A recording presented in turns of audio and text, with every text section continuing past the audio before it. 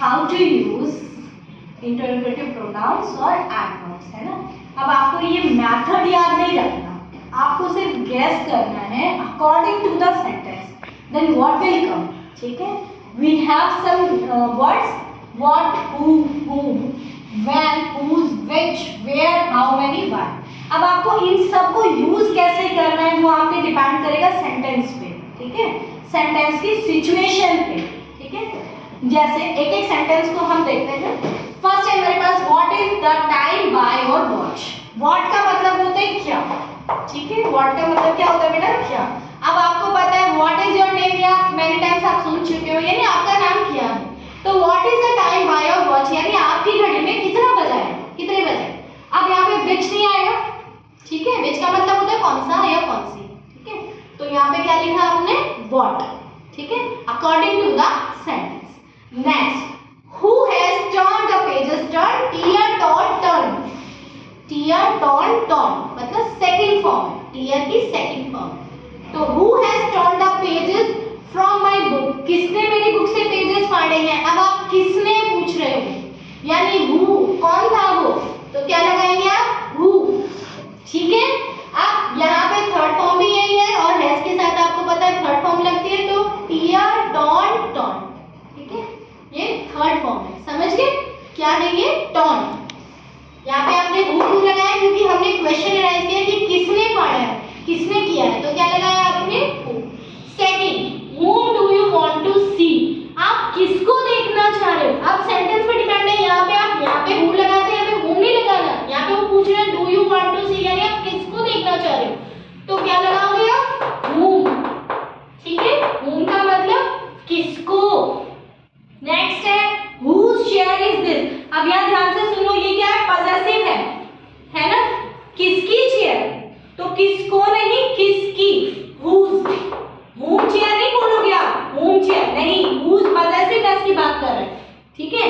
तो whom chair is this, यहाँ पे whom मत लगा देना, ठीक है।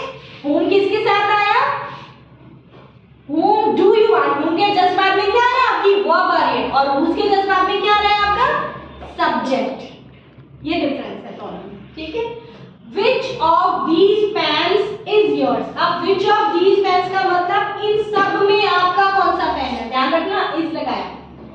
Which of these pens, इन सब में से आपका कौन सा है। which का यूज, that का यूज और it का यूज आपको पता है नॉन लिविंग थिंग्स के लिए होता है, ठीक है, और एनिमल्स के लिए होता है, ठीक है।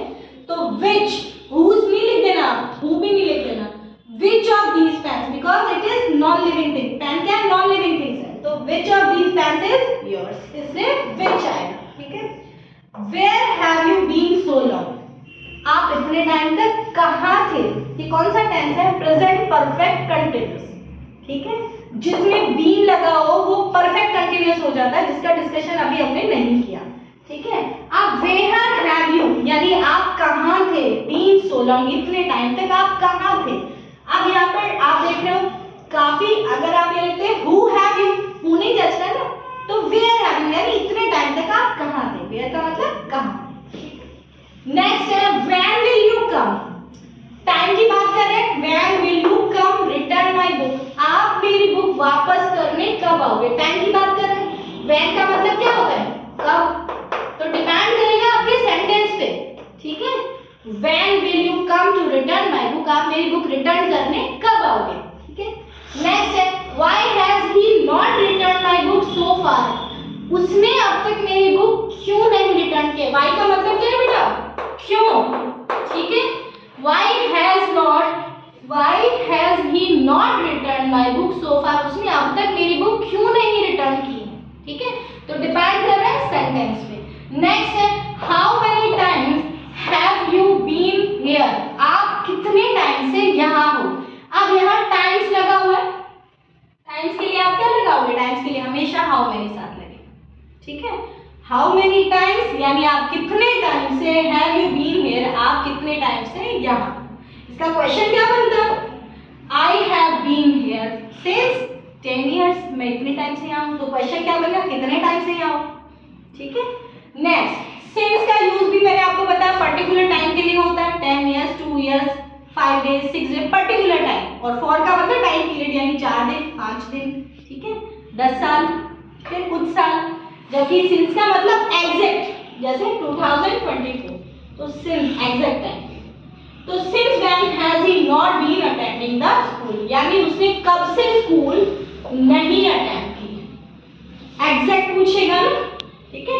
तो क्या लगाएंगे, और सिर्फ ध्यान रखना सिंस और फॉर का यूज सिर्फ और सिर्फ तब होता है जब आपके सेंटेंस में बीन लगा हो, बीन लगा हो सिर्फ तभी सिंस और फॉर का यूज होता है, ठीक है।